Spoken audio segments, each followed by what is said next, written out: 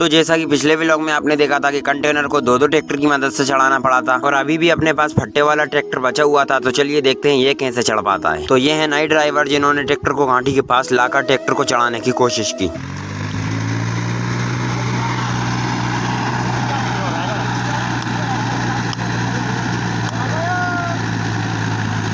और ये रहा आपके सामने नई ड्राइविंग का रिजल्ट। फिर गए आमिर भाई ट्रैक्टर को चलाने और फिर उन्होंने लिए ट्रैक्टर को सीधा पीछे, क्योंकि घाटियां हमेशा स्पीड में चढ़ी जाती हैं मित्र। तो चलो अब देखते हैं अपन इनकी ड्राइविंग।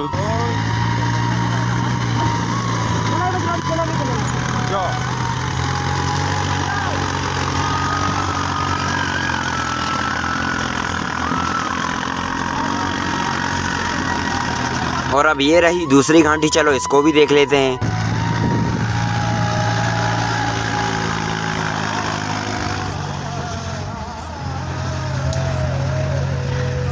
और इस घाटी को भी ये बड़े आराम से चढ़ गया। चलो अब देखते हैं तीसरी घाटी।